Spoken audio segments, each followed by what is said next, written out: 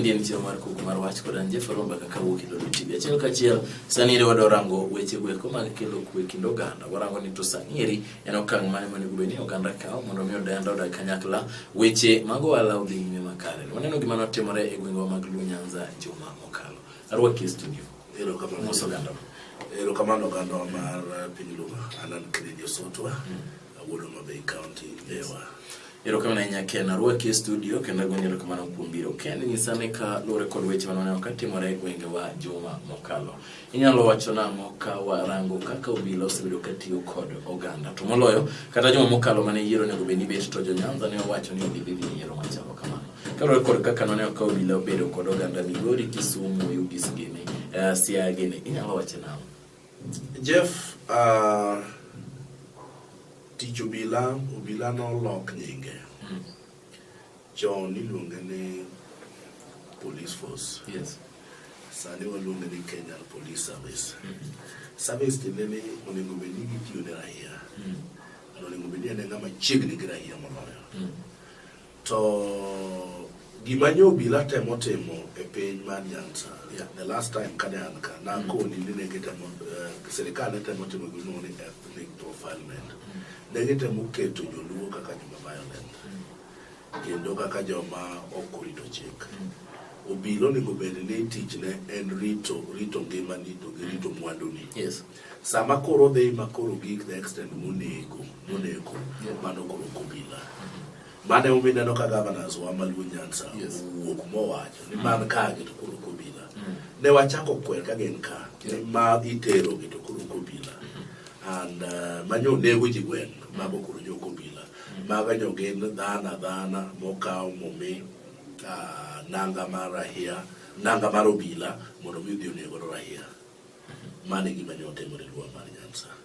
Nikech obila here must be accountable.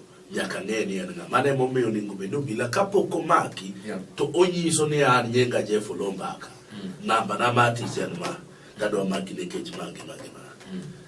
Mar ariyo Jeff adwa kuongo puoyo ahinya joluo nikech oyuma kosebede to chuno kama koro rahia chik omiyo rahia thuolo maduong' moloyo serikal. Rahia koro bedo kod thuolo. Dinyo yiero dhi mbele Thuolo mar timo. Thuolo mar wacho ni ma ok adwar, ma tadwaro. Ewinja. Nikech bodi miluongo ni IBC, onge gi staff mamaki. Gikawo nyithindwa, gikawo wetewa, gikawo nyiminewa, gikawo wuonewa, ema gidhi tiyo godo. Jogi are not permanent. Ichulo gi pesa moro matin 2,000. 2,000 ni ok diang' mi ibetre oganda ni. Omiyo mokwongo thuolo maduong' agone kijendewa. Sorry. Manyo okaw kaka presiding officers to kodhi. Manyo okaw kaka clerks to kodhi.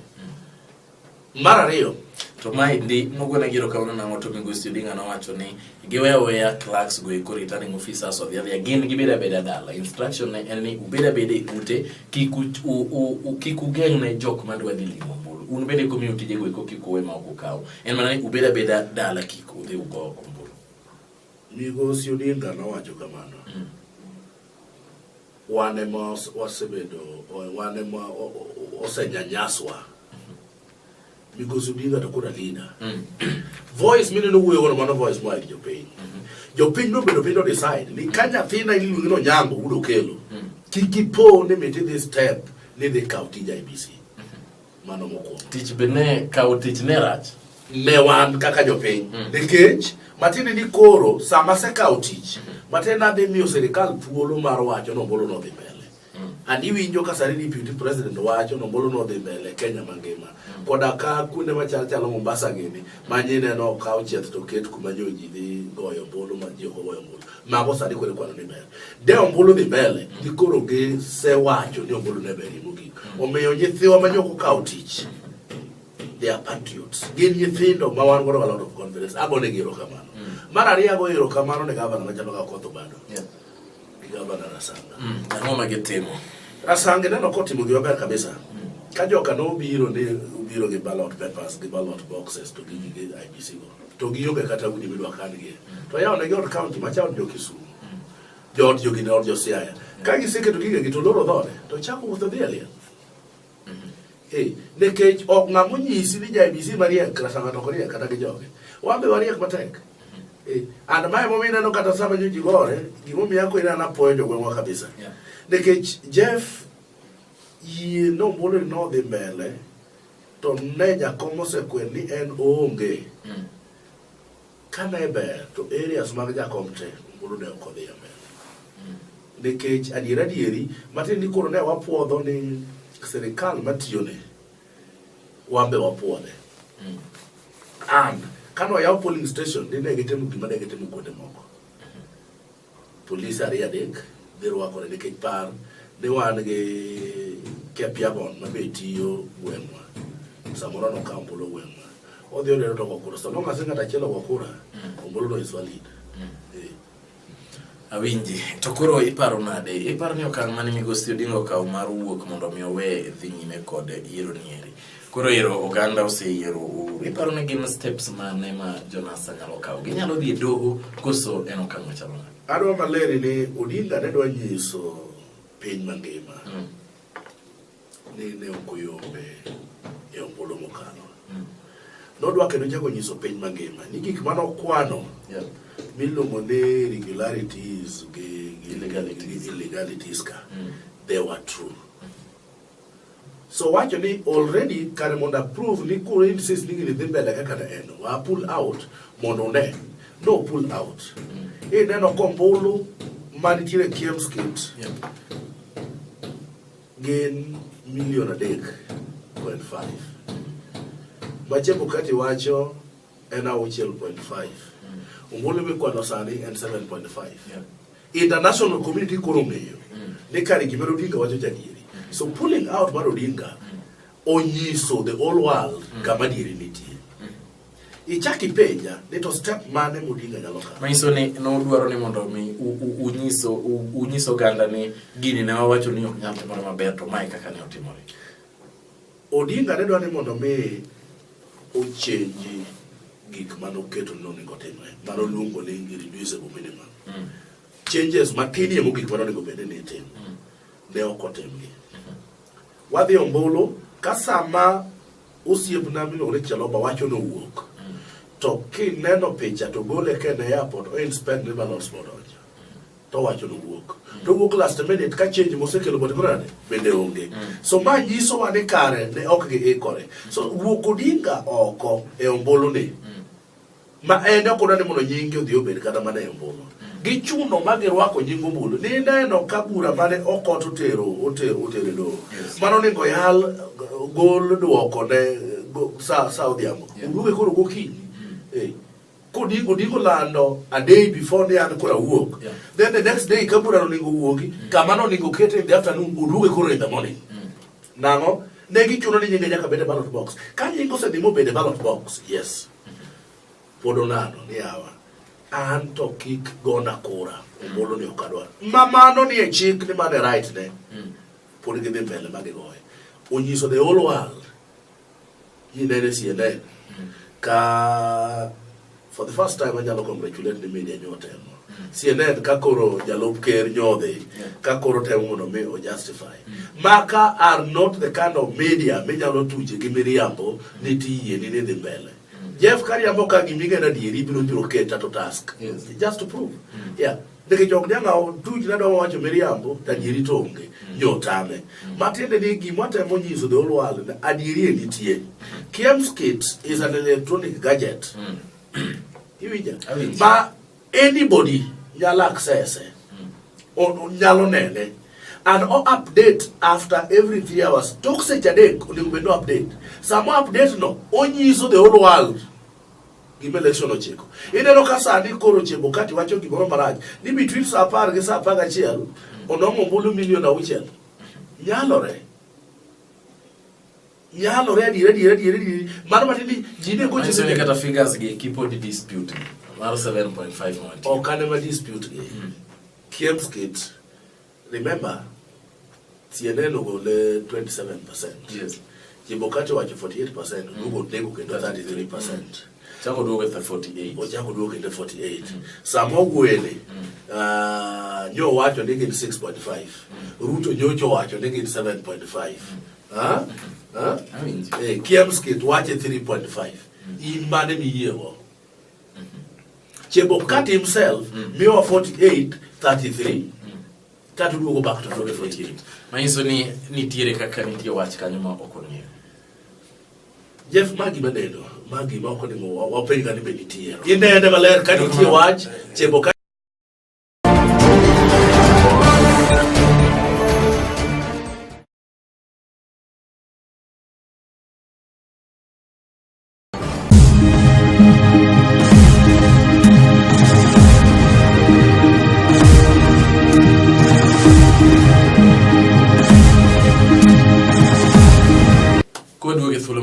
Maindi nchiro mar Kuku mar Wach kod anje felo mbaka kachiel ka wantiere kod kano Osutwa mabendo lwanya weche gweko magiro Kenya kan wadi yoto no wach noro mar IEBC. Gima dwani mondo mikoro warangi wawe rango wach mar Chebukati kato bedo ni oriambo kata ok oriambo. Gima dwani mondo penji en ni to bende paro ni tiere kinde ma piny mar Kenya nyalo dhi yiero kod duol magin godo kod geno ma wach ni oyo yiero te maber. An Ken Osutwa na piem gi Jeffolo Yomba a congratulate. An Jeffolo Ken Osutwa Yomba a congratulate. Bende wanyalo chopo kanyo ero. To ka wanyalo chopo ne wachak nam. Jeff, mondo wachop kanyo yot. Nikech IEBC nyinge mar IEBC no tenere the first one no tenere independent. Yes. Independent no tenere go be notiyo e yore kende administratively maonge influence ma are from any source. But chief chako wacho kendo ni ya this amiero jochung ne yiero ni ROs oningo bed ni political parties mantie bedo involved ikonoge ni mage ka kwa kaoji sasa mimi niko including Lolwe TV ka niko jikawuono jako tem gimoluongo ni regional balance ing'iyo ni to jomage mantie ma jodongo neno modongo wacho ni kata ka ROs mani chung ne yieroge okawgi from a particular tribe meaning ni ok conform to gima chik dwaro. Mae momiyo nyodongo segado ni giduto tatete manyotim elections gi oningo bed ni ginoko. Apa ne maning'eyo ni nyote mare. Majoge ochako organize kendo gotieno mo dispute mano seche ma gotieno. Ok oningo bed kamano. One thing moningo IEBC team in case not a credible election today, yes, it must have what is called political will. Kai thought they with the law. Nikiero RO tiere according to Kado Nemokado, Ka angeo ROs, but you haven't doubt their papers. You haven't doubt for a jog, did they really pass the criteria? Na to ka kato wa manik an koro njame no nyara gi gangona e manyaka bedie. And market had evidence. Market seriously.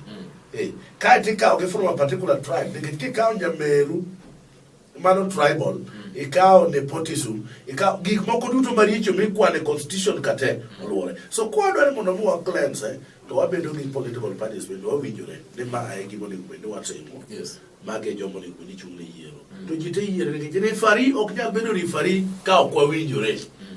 Mano koro ken referee, mano en bias. Nyaka winjruok bedie. Nyaka winjruok bedie. Yeah. Koro wacho ne kwadwa ni mondo wadhi kanyo to en okang' mane mondo mi wakaw nikech ma endi en duol ma e kinde ka kinde miyo gi omenda ma bende gin omenda ma gin osuru mag jopiny en in gi an mochulo osuru ni ma gitiyo godo.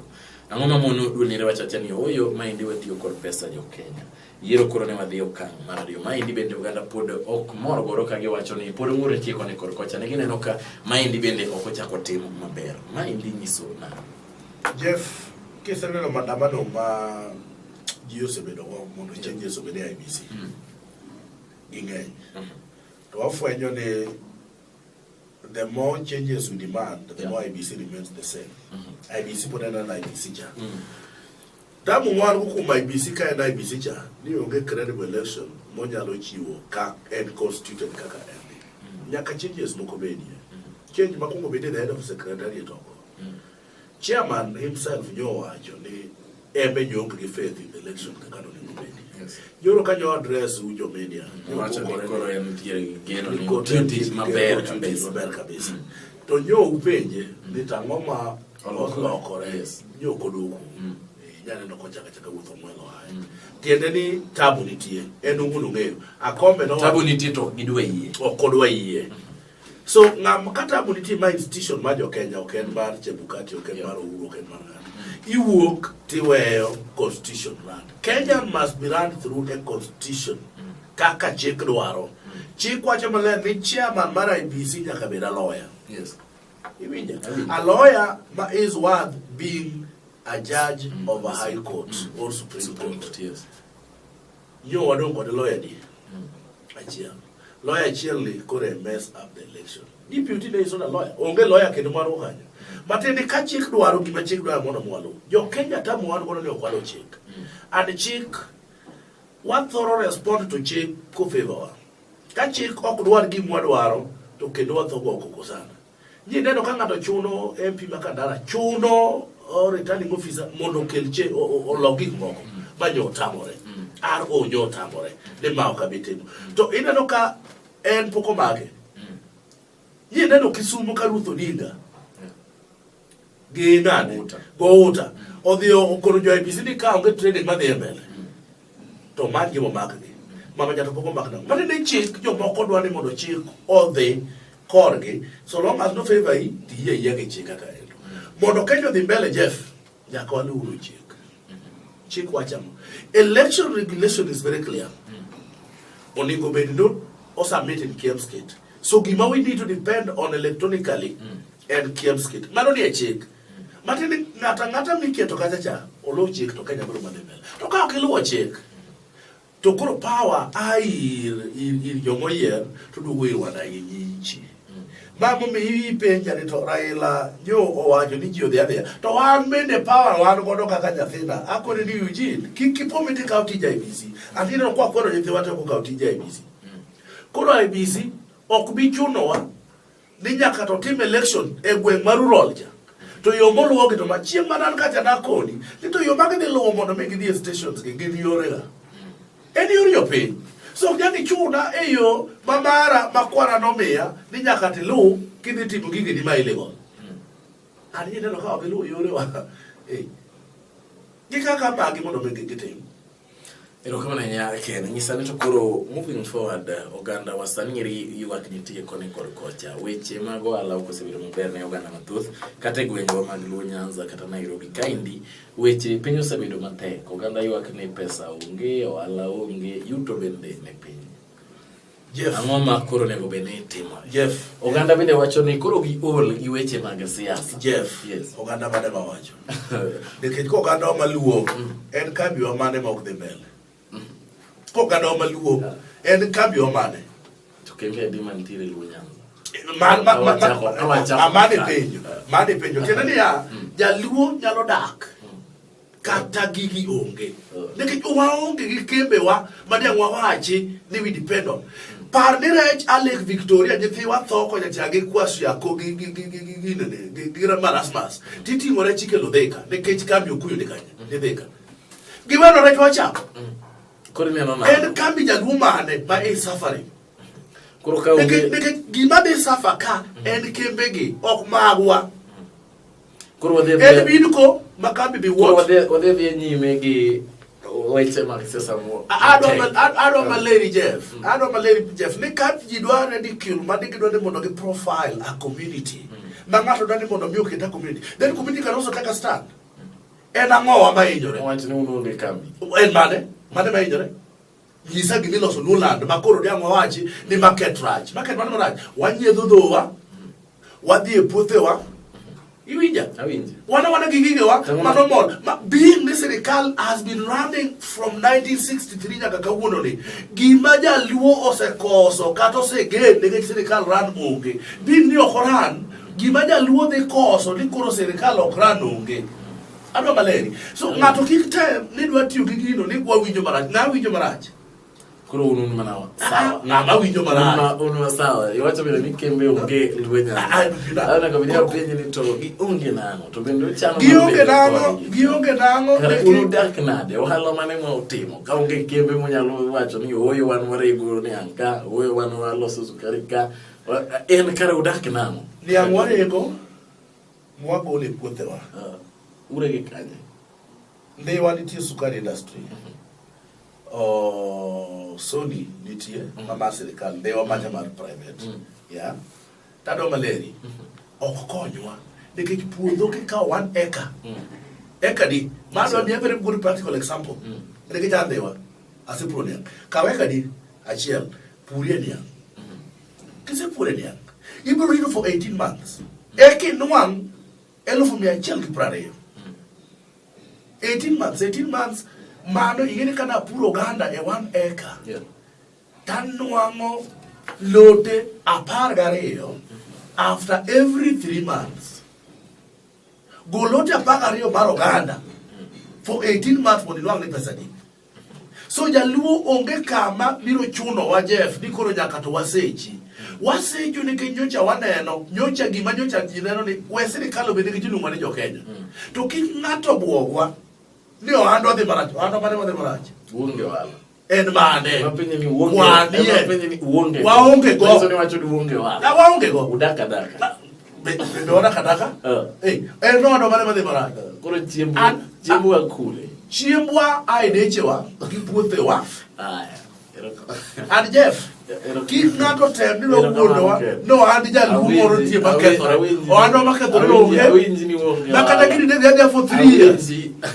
Awinji ken ni uonge wala uonge gi kembe uonge daka iwacho ni uchieme decheu erokamano ken kik ng'ato tem ni dwako house mane mondo koro dogo yie sirikal no uru buogo wani kembe chage mokusi erokamano ken obro wegi kanyo ma indi ko koro wach koda Jeff Oloo ka obro dhi nyime kod twak machielo kama indi e odiechieng' machielo.